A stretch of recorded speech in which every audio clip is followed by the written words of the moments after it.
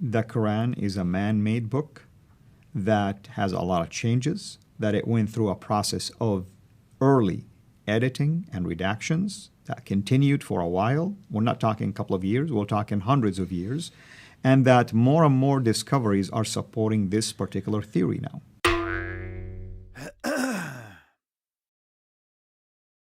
So my hope to you as a Muslim who's been watching this, come home to the Father through the Word that He sent to become flesh and die on a cross for your sin, so that by faith, by grace, you will be saved and you will have an assurance of eternal life. Without it, you will not be able to find the way, for Jesus Himself is the way, the truth, and the life.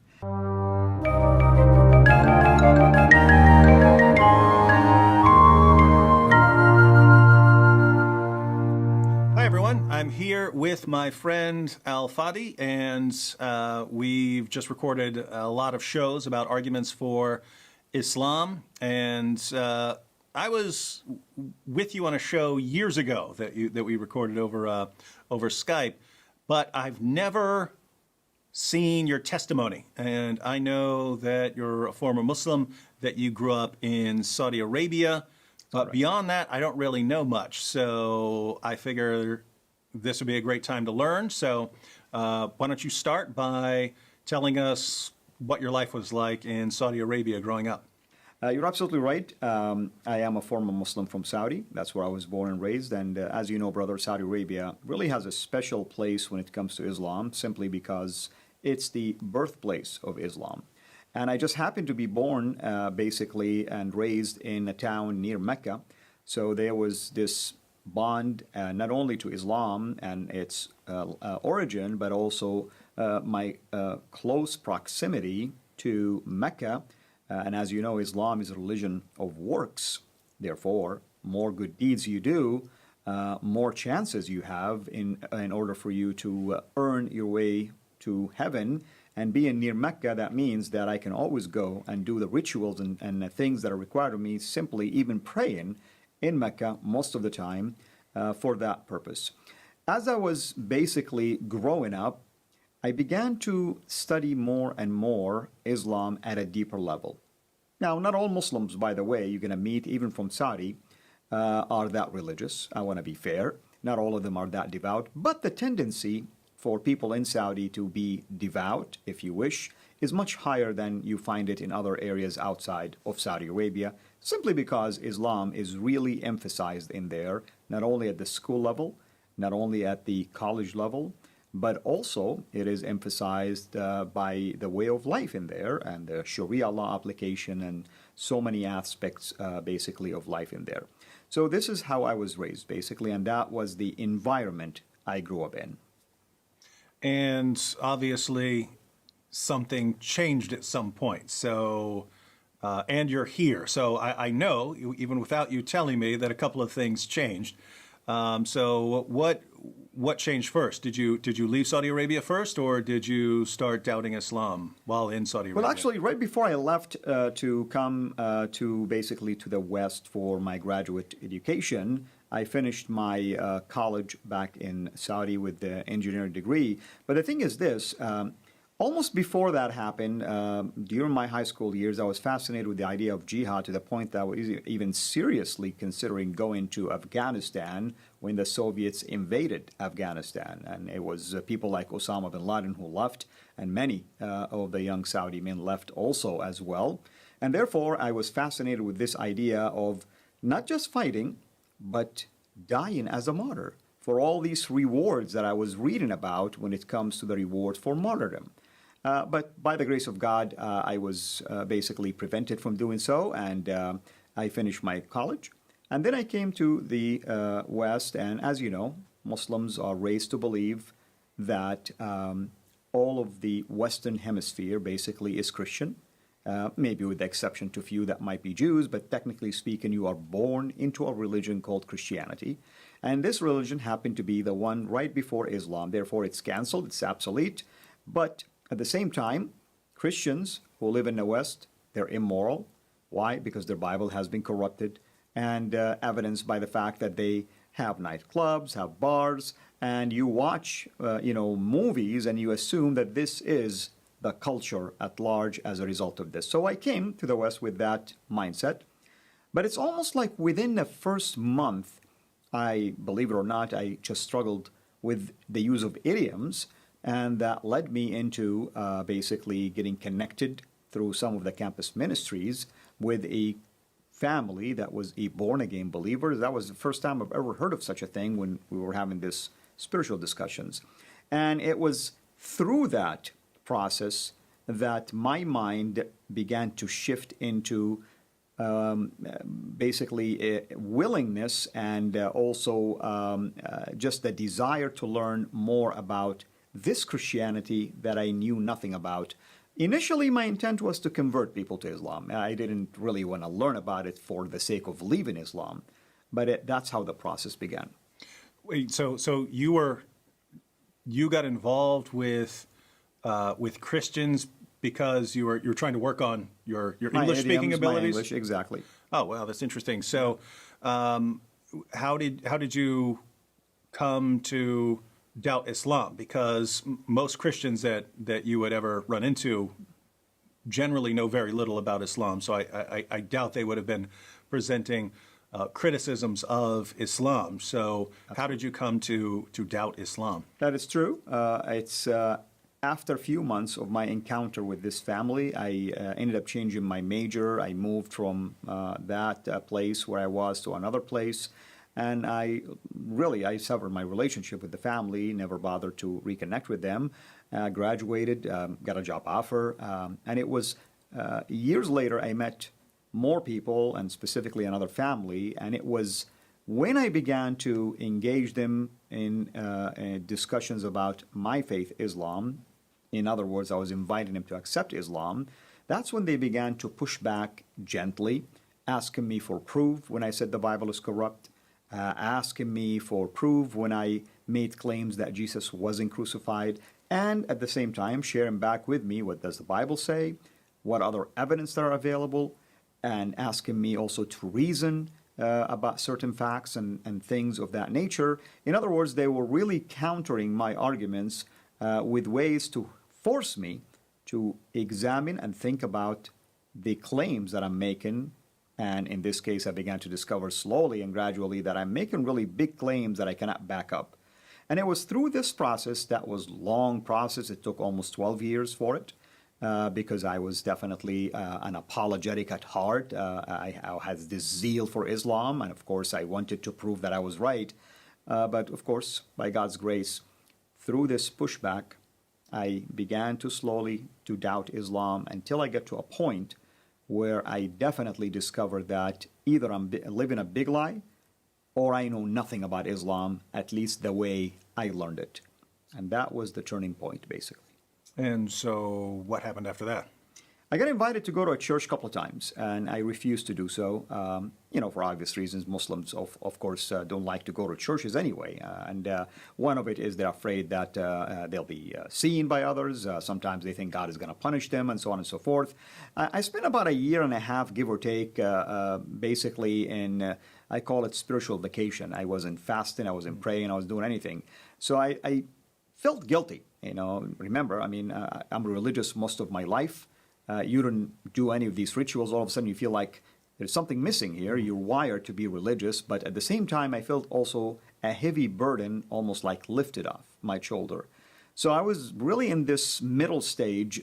Do I really go back to being religious, or why am I feeling relieved at least? And it was during that phase when I agreed finally to go to that church. And when I attended the church, I began to hear the gospel being preached from the Gospel of John, from the pulpit.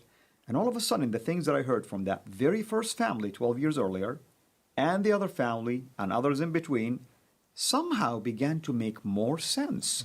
The story almost began to make sense, perfect sense, actually. All of that, of course, led me to begin to question myself at a deeper level. Obviously, the Holy Spirit was convicting me already. And as a result of this, really, I felt like at some point, I'm going to have to make a decision. And then September 11 happened at the same time. And obviously, being a devout Muslim, I understood perfectly why these hijackers did what they did, of course. It's their ticket to heaven. That's the way they were thinking about it. At some point in my life, I wanted to die as a martyr.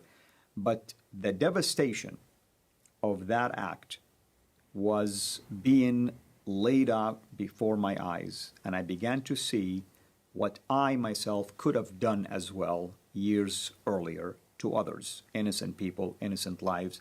And I began to really ask myself, why would God allow for things like this to happen for the purpose of few just to go to heaven, if he is really a God that I thought to be the God of peace, and my religion is a religion of peace? And to top that, that very weekend, I attended the same church, and they preached from the Gospel of Matthew about loving your enemies and praying for those who persecuted you. And that was a very powerful passage, because I reminded myself that if the God of the Bible is the God of the Quran, then something drastically happened to this God, that he changed his mind about loving your enemies 600 years before the coming of Muhammad, and all of a sudden now it is a command to hate and fight them. We have to back up a second because I'm a little confused. Because on the one hand, you seem like you understand that Islam promotes jihad and martyrdom. But on the other hand, you were saying that Islam is a religion of peace. So is it something like the jihad is right because you're ultimately striving for peace and the good of the Islamic community, or something? Like, I can imagine if you're the fighting in Afghanistan, that Right. These are Russian invaders, and so you're martyring Right. yourself to stop the invaders or something like No, that. that's a very good question. Before I reached that point of confusion, of course, certainly I would look at Islam as a religion of peace from a different perspective. Religion of peace in terms of spreading Islam, and that will be the only way to enforce peace. But then when I began to doubt Islam, definitely I was touched now by what I've seen, and that really was the struggle that I faced. Reminding myself now, I used to think to do things like this, but at the same time, also the opposite side of that belief is that also it's a religion of peace. So how can this be peace? Mm-hmm. Because now I'm witnessing it by myself. And of course, that was a major event, as you know, globally. And that was a turning point, of course, in terms of people understanding about Islam and its teaching in relationship to jihad. And I've already been heard hearing the gospel, and obviously the Holy Spirit was doing his work already in convicting me. So it's the softness inside of me that allow me to, for the first time, to begin to examine things that in the past I accepted, but now it looked totally different to me. And so what was the sort of last straw? The last straw was certainly, it was very important for me to hear that passage being preached. I continued to come to that church for probably another 2 months or so, but a couple of times during those services, they would call people to the altar, of course, and if they want to accept Christ. I almost felt one time tempted to do this. I didn't know what was forcing me to think that way, but I kept denying my internal, basically, desires to follow along. But it came to a point where I really wasn't able at all to keep resisting. In fact, it was coupled also by seeing some sort of a dream.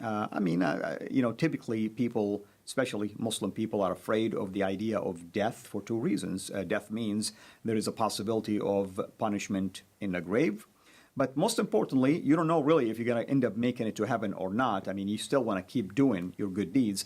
And the dream that I was getting actually was strange, that I died, and I'm standing before the throne of God, and he's asking me one question: why have you rejected my son?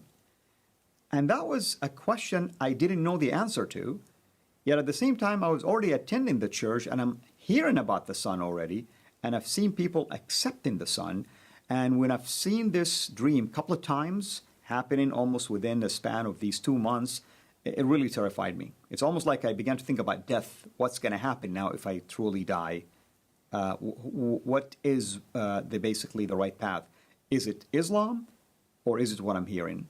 And it's just by the grace of God that I finally came to my senses, and I realized that I must make that decision to follow Christ. And it wasn't an easy decision, of course, but here we are. And so what happened afterwards? Of course, there is always a cost that comes with this. I lost a lot of things almost immediately. And I have to admit, the first thing that came to my mind is that, did I make the wrong decision? And am I being punished by Allah as a result of this? And it goes to show, by the way, the importance of having the right people surround you and disciplers. Because of that, the people around me who are believers began to explain to me that this is spiritual warfare. God is not punishing you for coming to Him, but God could be allowing these things to happen to you because maybe you have issues in the heart that He's working on. Maybe you have pride. Maybe He's preparing you for something big, a ministry or something of that sort. But don't look at it as if He's punishing you. He cannot punish you for coming to Him. He is. They began to show in passages that heaven is rejoicing that actually, as a sinner, you accepted basically Christ. So through this process, I began to it started to make sense to me that indeed, yes, there are things inside of me that began to change, things that I used to desire. Somehow I began to distance myself from material and stuff that I had affinity for, and I began to learn to be humble. And years later, of course, I look back and I am thankful now for the process that the Lord put me through. Now, you could have just spent the rest of your life working your job, living quietly, and eventually died like that. But you've decided to focus on ministry and reaching Muslims. Why'd you take things in that direction? Well, certainly it's God's calling, obviously. It wasn't just me trying to do something on my own. But here's the interesting thing. I remember the first maybe few weeks after I became a believer, I was asking God, why did you make me a Muslim all of these years, denying me to know you since day one? Of course, little that I knew that the Lord actually had a ministry for me, and all of these years are not a waste. Because of my upbringing as a Muslim from Saudi Arabia, learning the Quran, learning tafsir, learning all the traditions that basically the Prophet taught and his biography, and almost learning it from the top-notch Islamist, gave me that authority when the day came for me to step into ministry. And of course, I looked at it as, since I know the truth now, I owe it to my people to let them know about this truth. And it's amazing how God began to surround me by godly men and women who began to serve me, began to disciple me, began to work on me. Our dear brother Sam Shamoun was one of them.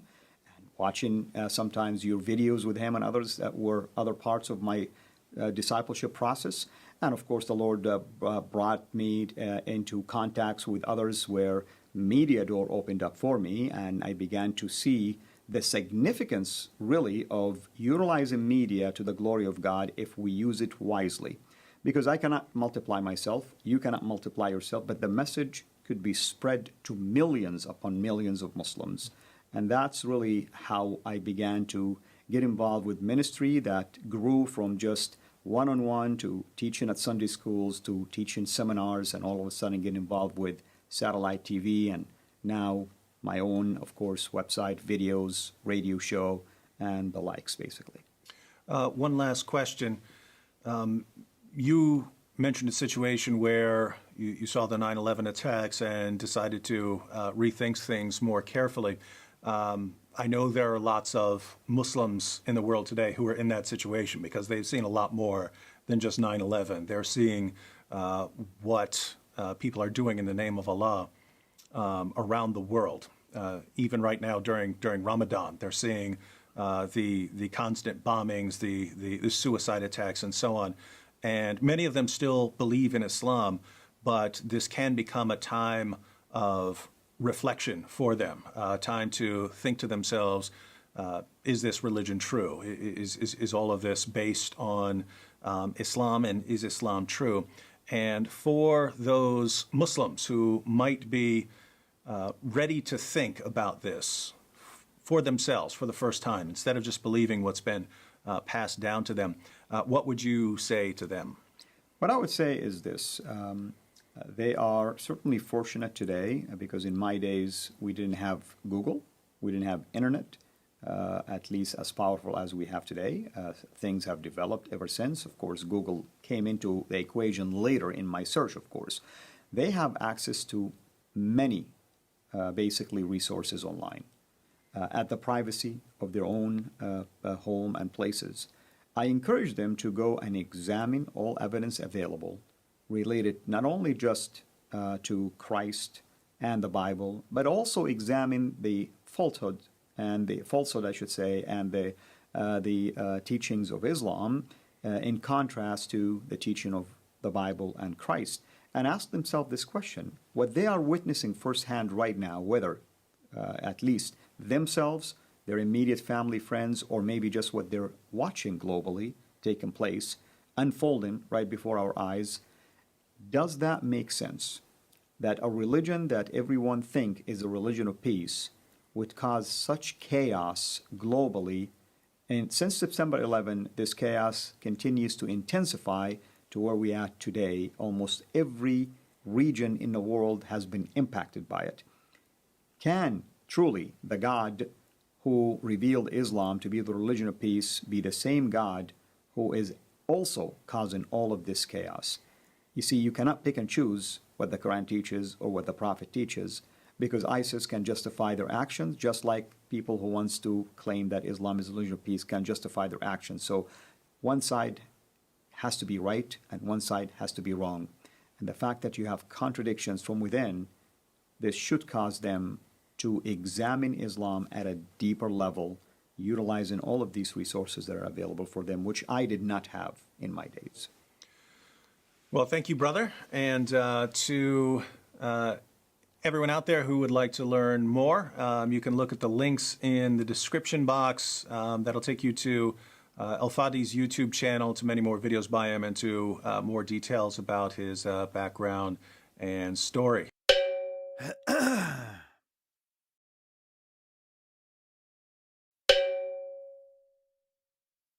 Kita bangga menghafal Al-Quran tapi tidak memahami Al-Quran. Senang mengulang berbahasa Arab tapi tidak mengerti bahasa Arab. Suka membaca Al-Quran tapi tidak memahami maknanya. Akhirnya apa? Menjadi keledai di Indonesia.